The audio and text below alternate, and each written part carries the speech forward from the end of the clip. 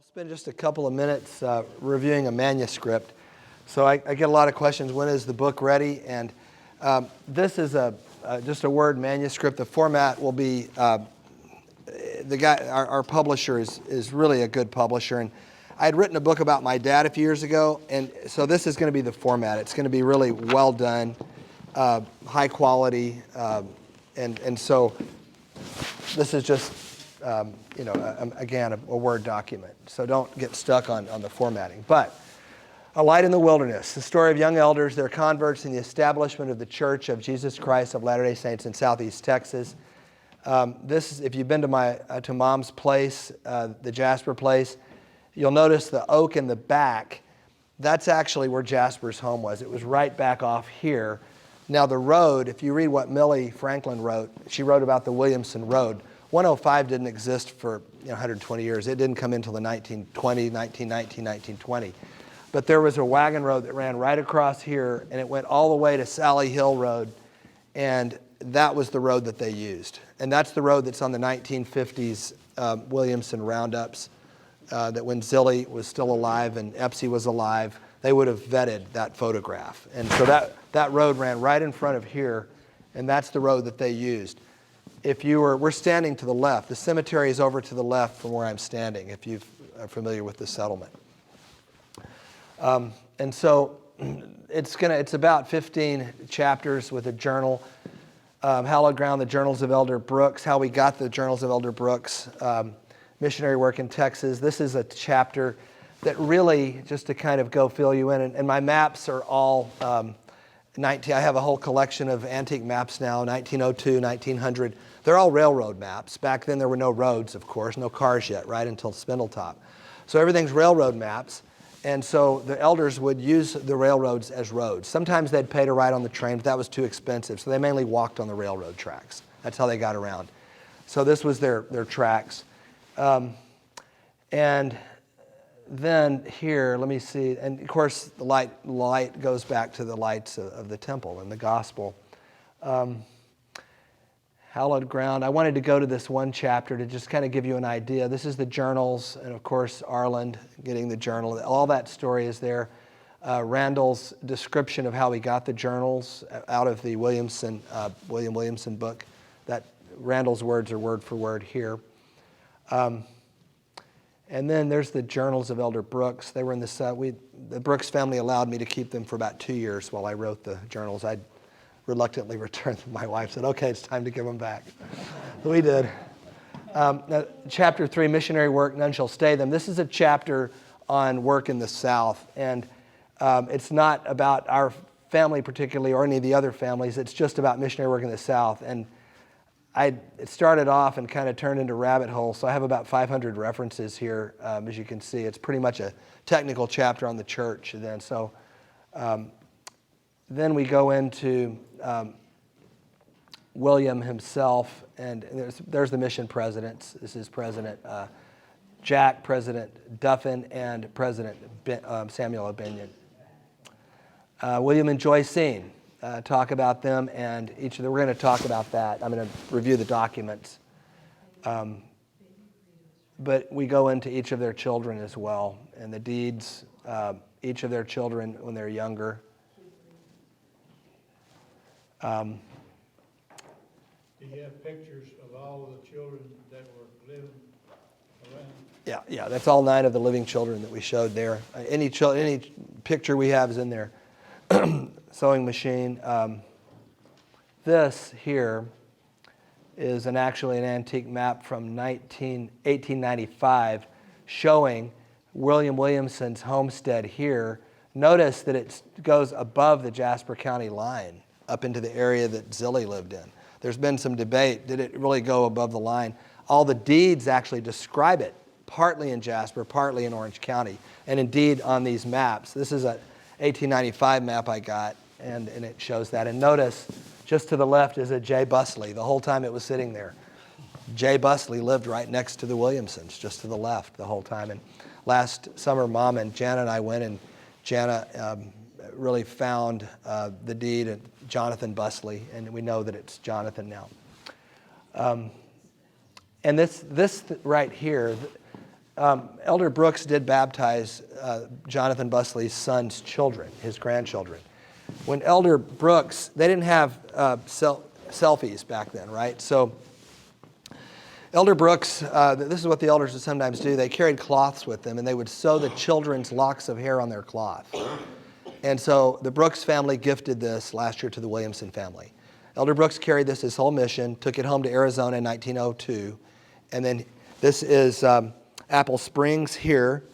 In the middle is the Odoms, Odomville, and then we have Trimmies down here for the Williamson branch, 3 of the early branches of Texas. And for you Kendricks there, this one right here is a 2-year-old Carl Lovett, right there, Jules' brother, at 2. So feel free to come look at that as well. And then Elder Matisse, he came out on his mission the same day that Elder Reed. And we have Elder Reed's grandson here. And we're so grateful to have him and his wife with us today. And we're going to have you guys say a moment. I want you to talk in a little bit. I'm going to get a... But Elder Matisse came out with Elder Reed. And 5 baptisms, 9 months in Houston, 5 baptisms. The missionary work was happening in the small areas. And so anyway, just to give you an idea. So it's got a lot of illustrations. I'm going to run to the end here.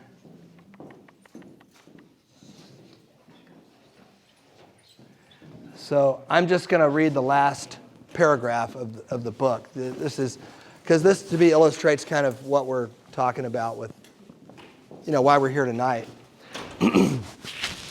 I'll read the last two paragraphs of the book. Many aspects of our lives are easier now, certainly more comfortable and convenient. But in other ways, we risk losing something that is too precious to lose. It is something I feel when I sit alone among the trees and listen to the birds and look at vestiges of the old road. It is something that whispers that those who gave so much are still aware and involved, even from the other side. Something that reminds us that coming home to the settlement is a metaphor of coming home to family, wherever that may be, to love, to wholeness, to healing, and to the covenants of the Lord. The Houston Temple is located in Spring, Texas, in a wooded subdivision. The grounds are beautifully appointed. Its rich foliage reminding me in some ways of the Jasper Place. Exquisitely constructed with Luna Pearl granite, the regally columned entrance is capped with a tiered structure crowned with majestic spire with the angel Moroni.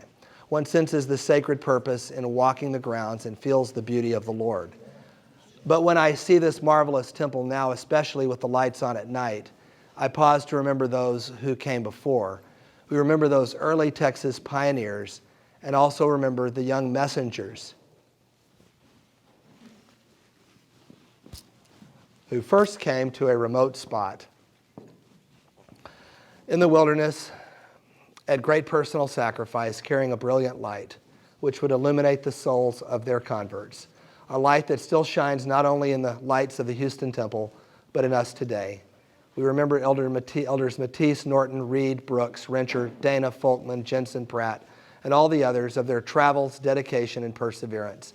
This temple is a tribute to their sacrifice, those first messengers, to bring the light to this part of the vineyard those many years ago. And when I think of that, I know that somewhere they're smiling. They had severe malaria their whole missions. Elder Reed did. He was severely ill when Elder Brooks met him. And then Elder Brooks. And what they would do is limp into the settlement. And one time they limped in and they couldn't even walk. It took them a couple of days to get there from Orange. And Amelia and Ab Cole, Amelia's William's oldest daughter, put both of them to bed for a week and nursed them back to life again. And she did that more than once. So it's really a remarkable story of these scattered converts keeping these elders alone so far from home and without comfort and help. Now, what we'll do is talk a little bit about how we got to today. First of all, this is the home that Elder Reed built when he went back. Would you Craig, would you stand up, and this is Elder Reed's grandson, Craig Fawcett. Would you stand up and tell us a little bit about this home and your memories of it, and your grandfather? Anything that you know or know that your parents told you about your grandfather, Elder James Gilbert Reed. Well, it's clear to me that you know more about my grandfather than I know about him. But I remember, I grew up in Sanford, which is a little town not far from here, until I was 4, and then we moved to the big city, Alamosa, and we would frequently go down, and we'd always visit this property. This is where my mother was born, in this house, and I knew my grandfather built it. I never knew my grandfather. He passed away before I was born. And but we went down there and visited this little house. It was always abandoned. Well, I have no memory of it being lived in.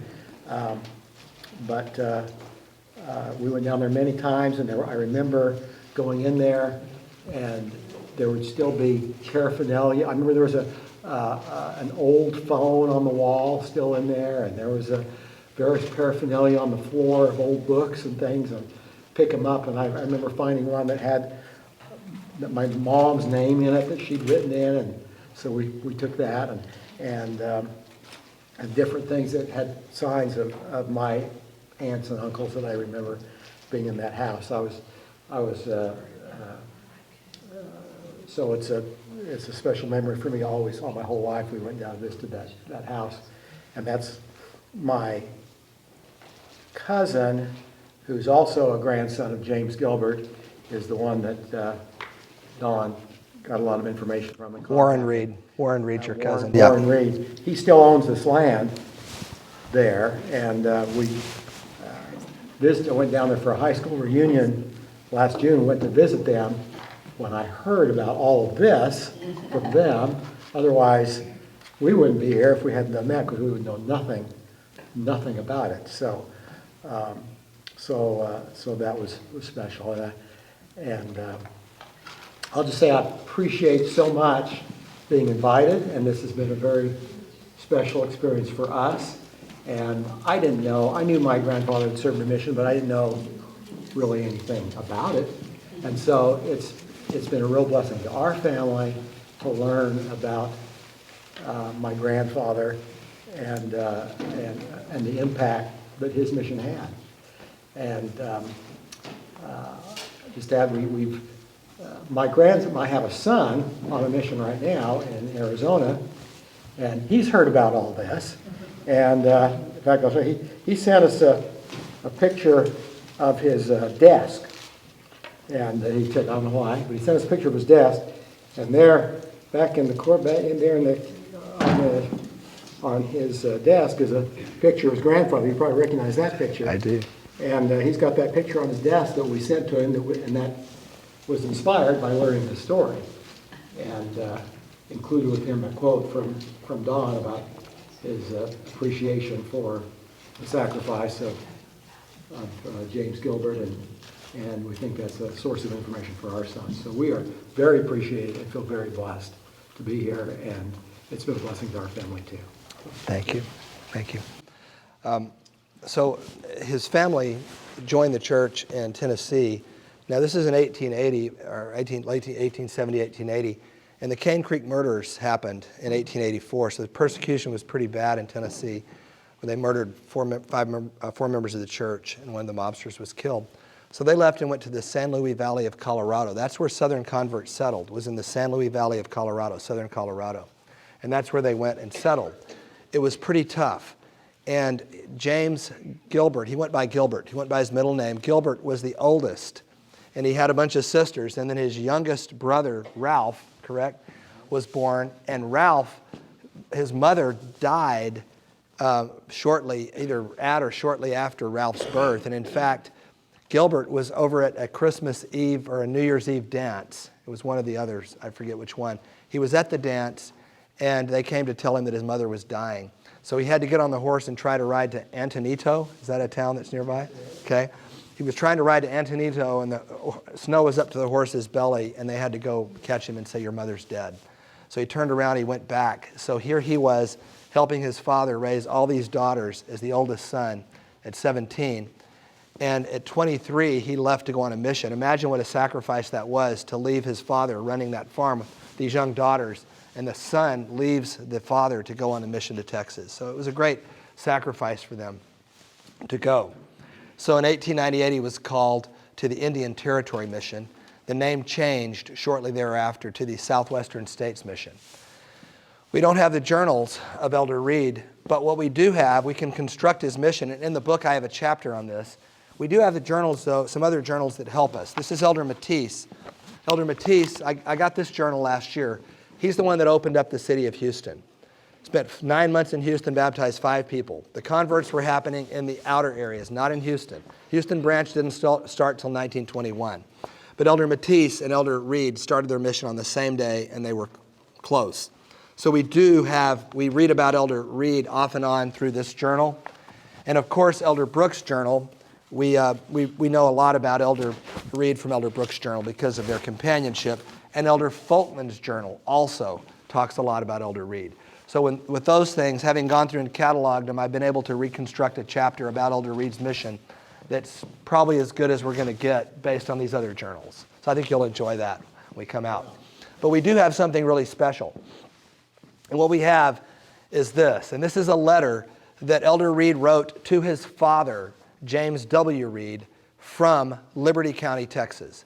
Now what's amazing, and the tender mercy on this letter, is that this was written on March the 1st, 1900. What's special about that date? Well, does anyone remember when Elder Reed and Elder Brooks, being lost, they weren't really lost, they were led, but they were lost and they found the Williamsons, January 9th, 1900. Do you remember that date? They stayed a week, they got rained in. Imagine that, raining in the area, right? So they got rained in for a week. Then they had to leave their area. They had to go back. They actually had to be in a conference near where the Woodlands is today with Apostle Cowley and President Jack in February, just a month later. So they had to start moving back for the missionary conference. But they promised they would come back in the spring. So they left. Now, they were there a week. They taught them, left good investigators. At the conference north of what's now Woodlands, they were separated.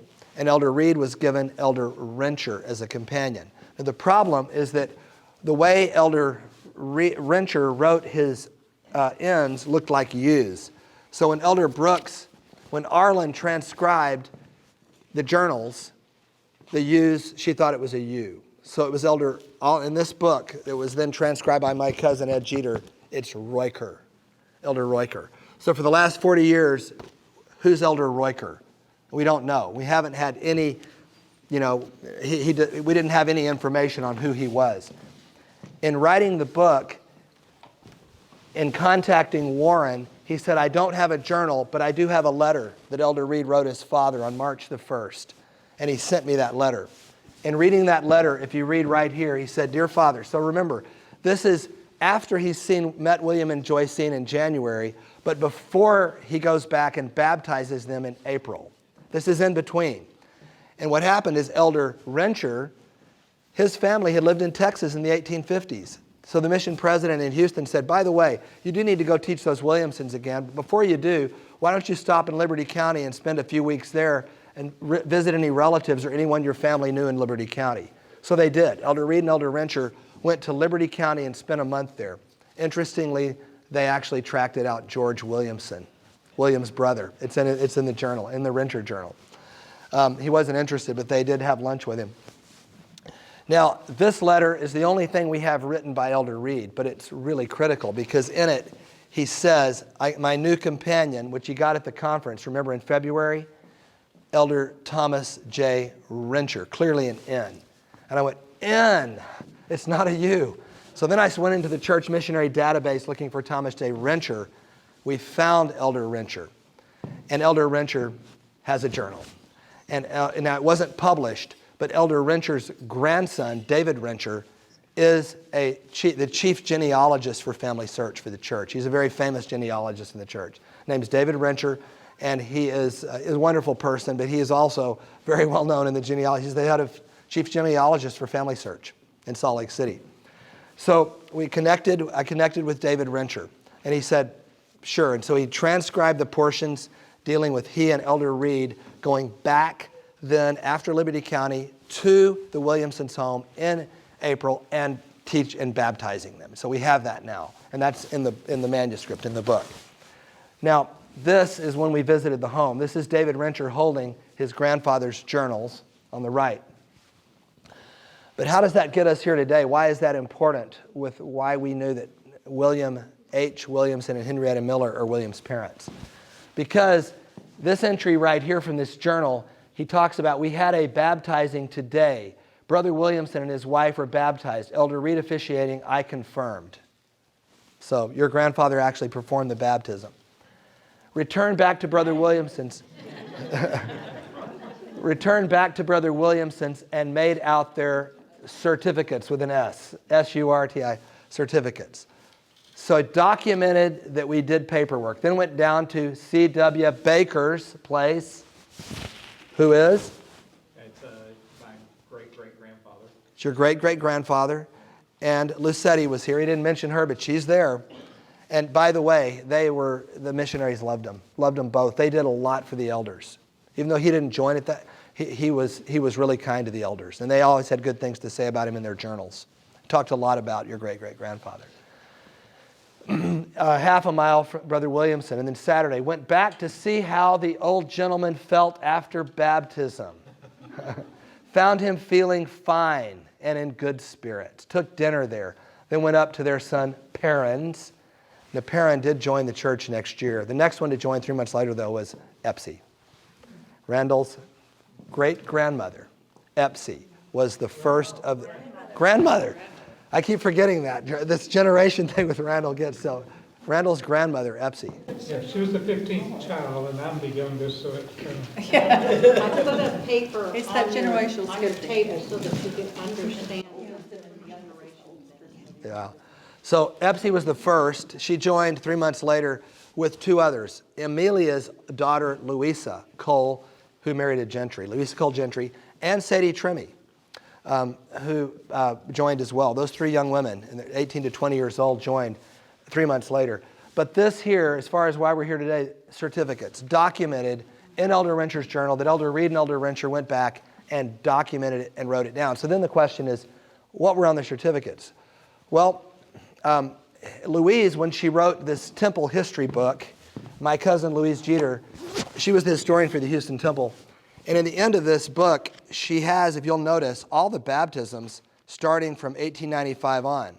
And she tells you where she got the baptisms. She got it from a microfilm from Salt Lake that had records on it. You can't get those records today. There's annotations on the records. For instance, let's say that someone had their name removed, was removed from the records, or had some personal issue. It's on there, annotation. So the church is careful with this now. I mean, you don't want to let this out. Oh, your great-great-grandpa was... They don't want to deal with that. So you can't get these microfilms today. You can go to Salt Lake and look at them at the Family History Library. You can't take them out. Well, when Louise was the historian in 1997, they sent her her own copy of all these records, all these membership records. She still has them, okay? And so Jana, we had been looking, when we found Jonathan Busley, Jana and Louise had been working on families, and Louise didn't say anything about parents in here. She didn't even think about it. She just talked about the dates that the members were baptized. But Jana and Louise started thinking, well, we could maybe get Busley's parents from the records that said they had parentage. And then Jana, we were sitting there at night, this is in November, and she just said, it came out of her brain, she said, parents, what if William wrote his parents' name on his baptismal certificate, which we know they did? What if the name is on there? And she called Louise on the phone immediately. She texted her, and what'd she say back?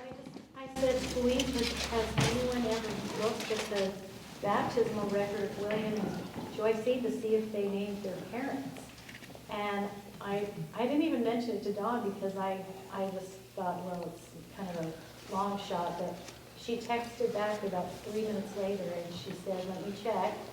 And then 5 minutes after that, she texted back and with an image that you'll show, and she said, here it is. And it was in her microphone. It's been sitting on the church records for 120 years. And I mean, everyone, like, this is what Wade did. Marshall's father, Wade, 400 pages. And it's incredible because the amazing thing about this, Sine, Epsi, several of them said, Henrietta Miller is what he said the mother's name was. We got thrown off because Louise herself, when she was 24, was hired by Mom to go to Louisiana and try to find it. And she found the secession record of Anna Jane Williamson, who said, and her 2 minor children. It said, who has 2 minor children. Didn't say she was the mother. It said she had possession of them. William and George, 15 and 17 years old. 15 and 16. In 1843, she dies near Morgan City, Louisiana. Nowhere in this book does Anna Jane's name appear, though. No family traditions on it. But because of that, we thought, oh, that's the mother. We thought that for the last 45 years. We thought that's it. Well, yeah, 50 years. Last half century. 50 years next year. And so we kind of discounted the Henrietta, even though Wade was like, Henrietta. He was kind of like, well, this may be fictitious, but how do we get rid of Henrietta? He was really stuck on that Henrietta. And so then we went over last month, Jan and I did, and sat down with Louise with her microfilm at the Turtle Creek Church over there, and we went through them, and I photographed them. So what are these records? How did they get from William to here? How do we know this? So it turns out that in 1904, they changed the name of the Southwestern States Mission to the Central States Mission. When they did that, President Duffin, the mission president, had a missionary take all of the membership certificates up to from like 90, it has the dates here, 1890 to 1904. And it was called Book 7270, and they did a record of all the members. This is the book. And Southwestern States Record of Members, 1888, actually 1904. So they did all the members with their baptismal certificates in the mission home in Kansas City, Missouri. That's where the mission home was. So the elder wrote all those down. Now, this, and then 4 years later, a second book was written in Kansas City and sent to the church. And this was book 7271. Remember the last one was 7270 of 1904. 7271 was Central States Mission Record of Members 86 to 1908, so added 4 more years. And then it was sent and became Church History Library 7271. This is what was recorded in Kansas City, and it was sent and transcribed into church history. Why was this done in 1908? Because starting in 1907, the church started something called Form E. Uncle Joe, do you remember Form E when you were a bishop? Not particularly. Did you have to send reports into Salt Lake City or to the stake? Do you remember that at all? Well, you'd send all kind of reports. Every year, if you go back and read it, every year Form E was the official report sent from wards and stakes and missions, those 3 entities, to Salt Lake City. It was called Form E. It went all the way into like the 70s, Form E did. So Form E started in 1907. So this was the first Form E from the Central States Mission. And President Binion became the mission president in 1906. He was actually a missionary in the South Texas Conference before he became the mission president. He baptized Jasper in 1905 as a missionary before he became the mission president.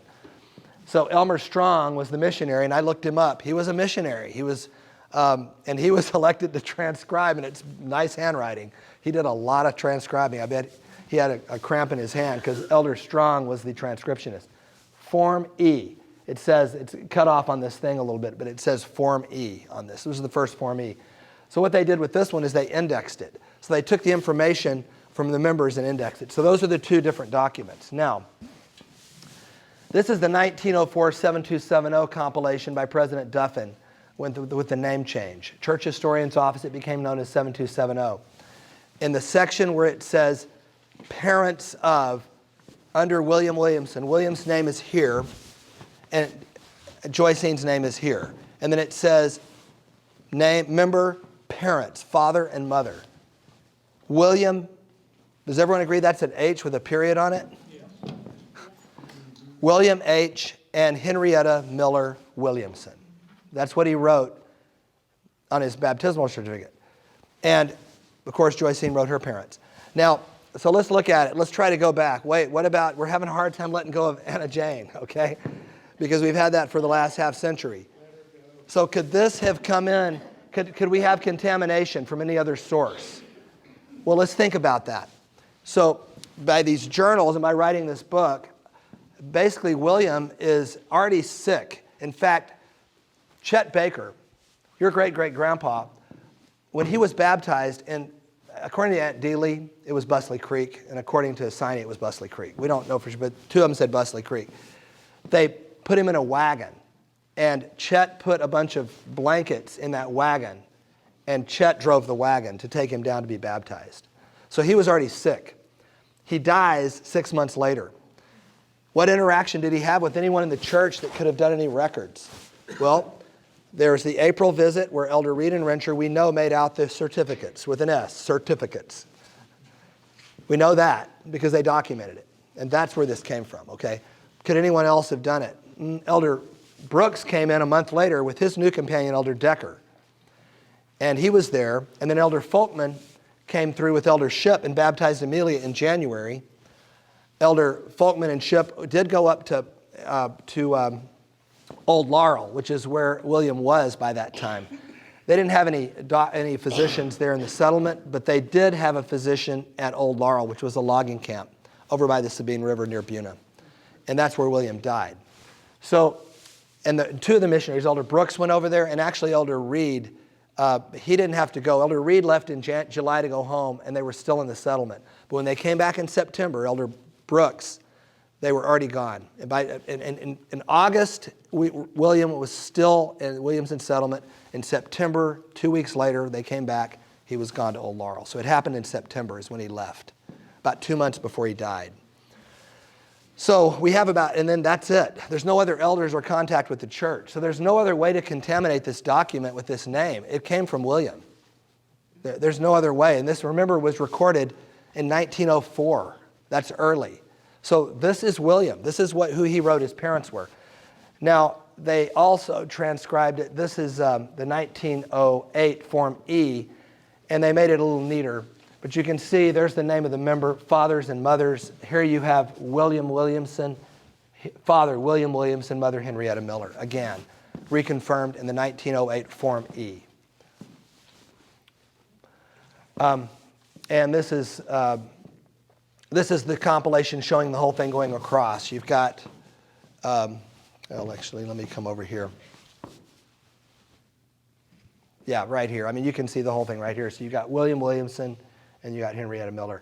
And interestingly, lists his birthday as August 15th, 1828. We had 1829. But he listed his birthday as a year earlier, 1828. So he's only a year and a half or so, a year and 4 months away from George, who was 1827. So, questions? You should have been a history professor. Yes. Interesting that Yeah.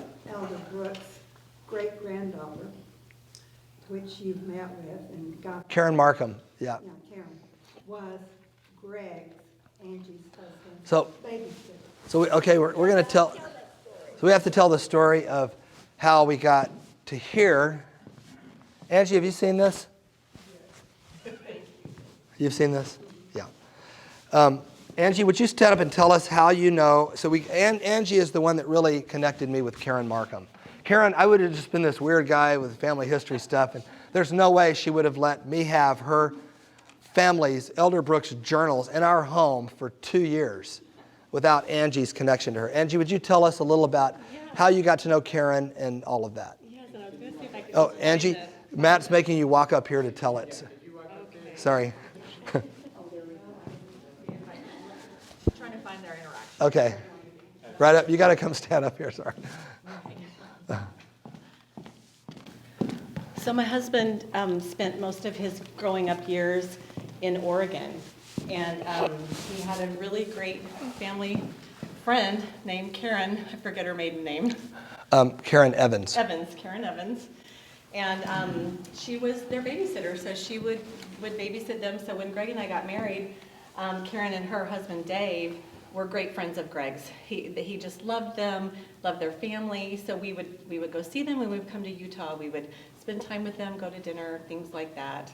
And that's really how I got to know Karen, is through my husband over many years. And then tell about the interaction when Karen contacted you. So Karen contacted me through Facebook Messenger, and I was going to try to find the message and just read it to you, but I can't find it right this minute. But she basically said, Angie, are your great-grandparents named William and Joissine Williamson? She says, if they are, I have a story for you. So I was so intrigued. So I just said, yes, Karen, those are my great-great-grandparents. I mean, how do you know? So I called her, or she called me. We exchanged numbers right then, and we talked. And she said she had, either her or her mother had gotten a message from you and from Don Hilton, and was looking for the journals of Elder Brooks. And she says, Angie, that is my great-grandfather. And I nearly fell over when she said that. Didn't she ask you if you knew Don? Well, she did, because she said she didn't know who he was. I said, oh, Don is my first cousin. And I said, and you can feel totally comfortable leaving those journals with Don Hilton. He's gonna take great care of them. Yeah, I did keep them a little long. Anyway, it was such an amazing story. I think I called Don right after I talked to Karen, and then they connected right after that. Is that right? That's right. Yes. So, Right. yeah. Thanks. Thanks, Angie. Yeah, I'm sure who Don was, or she should. exactly. I know. And that wouldn't have happened without that, Angie, so we appreciate it. Anyone else? Thank you. I have one question. Yes. It has to do with John Busley. Jonathan Busley, yes. Now, he was William's friend. We always thought he was a hermit, but he wasn't a hermit. But anyway, the story is that he was with Johnston's army when they occupied Utah in 1857. Did we ever pin down that story to be true, or was he a teamster, or how is he connected to Mormon? Busley. So Calvin's 1920, I think 6 it was, Beaumont Enterprise interview, where Calvin said Mr. Busley lived near my parents on the creek, and then he came and stayed with my parents, and then he died. But he told them about Brigham Young and the Mormons, and that my grandfather was, my father, Calvin said, was favorably impressed. And so it was Jonathan Busley telling him that. Well, Calvin said in the interview that he was part of what he called the Peace Commission in that Beaumont Enterprise article, or the investigating commission. And it turns out that the Peace Commission was before. The army was going out, and so President Buchanan decided, we really don't want hostilities. What if we send in a group, kind of a pre-peace commission, to see if we can avoid hostilities? So he chose former Governor Lazarus from Kentucky as one of the persons to lead the Peace Commission. The other he chose was Major Ben McCullough, who was a former famous Texas Ranger. So the two of them actually went before Johnston's army. So what they did is as they went across from D.C., they stopped and outfitted in St. Louis, Missouri. And they had 5 teamsters, and they had a couple of, they called them apartments. And they said they were so comfortable they didn't need tents. So they took these 2 apartments across the plains. 5 teamsters, a dragoon master. The Hafan's book details this, and I have a copy of it. I quote, there's a chapter in this book on that very thing. I didn't want to be telling people lies about Busley's connection to the Mormons. So here's the thing. Busley was from Missouri. Very likely that he was one of the 5 teamsters, because Calvin's very specific, and he wasn't in Johnston's army, he was in the Peace Commission that went before, and that's where they outfitted and picked up that's where McCullough and Lazarus picked up their teamsters and all their people in Missouri, which is where Jonathan Busley was from. It was his home state. So that's as good as it gets. We haven't found him in any rolls. But we did find this deed that shows that he lived right next to him. And in fact, in his deed property, when he sold it in 1877 was it? Yeah. And when he sold it, he said, my borders are, and he names William Williamson's borders. So they were neighbors. So that's as good as we know on Busley. So we think that he probably joined at St. Louis as a Teamster. And I think he got to know Ben McCullough pretty well. And he may have said, Texas sounds pretty good. So That's how you did it in Texas. try it. But I just need to say something about Jonathan Busley. He just is, I have felt so much spirit from him. He could have spoken negatively about the church, but he did not. He spoke very positively about it, and I think that had a lot to do with William and Joissine being so receptive when the missionaries came. And also, ironically, it was because of Jonathan Busley indirectly that we found this baptismal record, because we had already done a search for Jonathan Busley's wife in it so we could get her work done and his work done. And so that's what made me think in my mind, Louise has baptismal records. And if it wouldn't have been for that work we were trying to do on Jonathan Busley, I don't know if we would have thought to check this again. So I feel like he's been real instrumental in the Williamson family and the Busley. He's a special man. I don't have a question. I just want to, on behalf of my family, since I think I'm the only one here on my line, I just want to thank you, Don and Angie, and everybody that was able to put this together and find this out. I'm just very grateful, and I know the rest of my family is grateful too. So thank you. No, I appreciate that, Matt. I will say, thanks. I will say that, I'm a Jasperite, and so I knew about the other families, but in writing this, I first really just developed a deep appreciation for Epsie, for being the first one to step forward and set an example for all of her siblings. And then after that, the next was the oldest, Amelia, joined in February, and then Perrin. Now, Lucetti, Chet did not want her to join, but she was faithful the whole time, took care of the missionaries. And when the branch was formed in 1914, the missionaries came through, and Millie, her daughter, Millie, she said, Dad, can I be baptized? And he was fixing a tree. And he said, oh, go ahead. And she did, and then the next day her mother followed.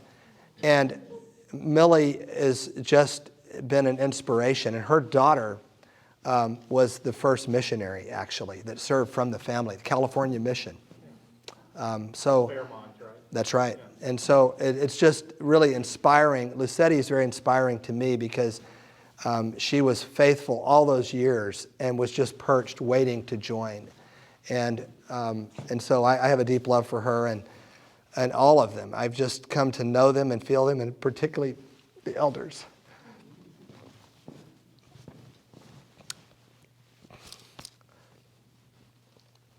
I'm just so grateful for those young elders that every one of them was ill with malaria. Elder Brooks had, I think, tertian malaria. He had horrible headaches and was confused a lot at times when he got it. And I think that he died young. He said his lungs gave out. I think he had tertian malaria, and it just killed him early, 38 years old or something. And so the elders just gave up so much, and they didn't come home. He could have come home. Elder Reed could have quit and come home, and he wouldn't have been there, and we wouldn't be here today if he hadn't done that. And then he came home, and he didn't talk about it. He just went and lived his humble life and raised his family, which you're a product of. But what he did for us, we can't. Do you all agree that we don't have words to express? Thank you. So, thank you. So, well, thank you. I don't. And there's lots more work to do. There is. Scotland. Wendy needs to get up and talk about some of the things she's been. Yeah, Wendy, tell us where to go from here. To be continued. Right now. Wait. We found out about Henrietta Miller, then Started, what's that for? Can you hold that? Oh. Just a mic. So whenever we found out about Henrietta Miller, then I just started looking on any kind of search engine that I could find. And in Find a Grave, I don't know if any of you have ever been on findagrave.com, but there's a lot of stuff there. And they're putting things on, you know, every time they take a new picture. Well, I found a gravestone, and the only thing that it says is H.W. Reed, R-E-E-D. Then the next line is Victoria, and the next line is Henrietta. And we understand it's a clue. It's not an absolute, it's not an assumption, it's just a little clue. That the boys, George and William, had something to do with Samuel Reed. And so, anyway, that's just one of my little clues. It's in a New Orleans cemetery. There's another cemetery that's just right down the road that has a W. Williamson on it with nothing else. No dates, no nothing. So that's really, and then we found the hint. About that marriage record, the Yeah. family search attached to them. We found, Jana and I found a family search record that says William H. Williamson, and this is in, It just says William Williamson, not William. Oh, does it? George, right? Yeah. okay, all right, anyway, a William Williamson, and he's in Scotland, and he marries a Henrietta Williamson. And we were hoping that it would be her, but it said, it didn't say Miller. Yeah, it doesn't say Miller. So, but and if you go in and look at William H. Williamson on Family Search, and you'll see his profile.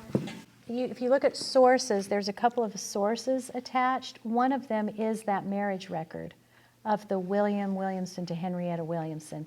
None of us attached it. It was just automatically attached by Family Search. It generated it and it just put it there.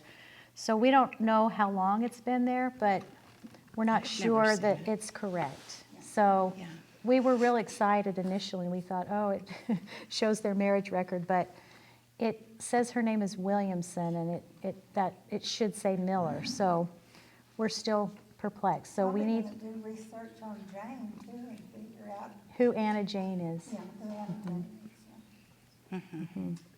Could be a stepmother or an aunt, perhaps. Yeah. Yeah, we're wondering if that might be Anna Jane Williamson on that secession. There's a Samuel Reed that's requesting her property after she dies. So it's very, very likely that they were married and Williamson was her maiden name, or her name, if she had been married before Reed, it could have been a previous marriage. So we just don't know for sure. So there's a lot that still needs to be found, and that hopefully that won't take us another 120 years. So, And if any of you want to climb on the wagon to look at these records, let's do it.